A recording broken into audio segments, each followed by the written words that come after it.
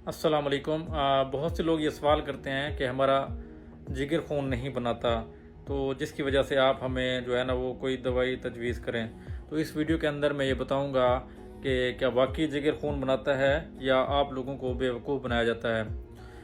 جب بچہ ماں کے پیٹ کے اندر بن رہا ہوتا ہے، جب وہ صرف 3 ہفتے کا ہوتا ہے، تو اس کے ایک یولک سیک کے اندر جو ہے نا وہ خون بنانے والے خلیے بنتے ہیں جن کو ہیماٹوپوئیٹک سٹیم سیل بولتے ہیں۔ وہ بچے کا خون بناتے ہیں یولک سیک کے اندر 3 ہفتوں کا جب حمل ہوتا ہے۔ جیسے ہی 3 ہفتوں سے 3 مہینے کا وقت گزرتا ہے تو اس کے جگر کے اندر جو ہے یہ سٹیم سیل پروڈیوس ہوتے ہیں، اور بچے حمل جو ہے وہ جب 3 منتھ کا ہوتا ہے تو اس کا جگر خون بناتا ہے۔ جیسے ہی بچہ 4 مہینے کا ہوتا ہے تو اس کی جو ہڈیوں کے اندر جو گودا ہوتا ہے، جس کو بون میرو کہتے ہیں، وہ ہیماٹوپوئیسس شفٹ ہو جاتی ہے، یعنی جگر کے اندر بھی خون بننا شروع ہو جاتا ہے اور اس کی ہڈیوں کے گودے کے اندر بھی خون بننا شروع ہو جاتا ہے۔ یہ دونوں کام ساتھ ساتھ ہوتے ہیں۔ جیسے ہی بچہ پیدا ہوتا ہے فل ٹرم، یعنی جیسے ہی پورے دنوں کا بچہ پیدا ہوتا ہے،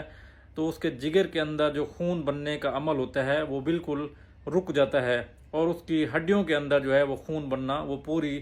عمر جاری رہتا ہے۔ اور جیسے ہی بچہ ایڈلٹ یعنی پبرٹی کو اٹین کرتا ہے تو صرف اس کے ایکزیل اسکیلیٹن یعنی درمیان والا جو اس کی ہڈیاں ہوتی ہیں، یعنی ہماری اسکل بونز ہو گئی، ہماری پسلیاں ہو گئی، ہماری ریڑھ کی ہڈی ہو گئی، ہماری جو ہپ بونز ہو گئیں، ان کے اندر، اور لانگ بون جیسے یہ پروگیمل ہیڈ آف ہیومرس ہے، یا جو پہلا حصہ ہوتا ہے ہماری یہ تھائی کی ہڈی کا، اس کے اندر جو ہے وہ خون بننے کا عمل جاری رہتا ہے۔ باقی کسی جگہ کے اوپر بھی خون بننے کا عمل جو ہے وہ نہیں ہوتا۔ اگر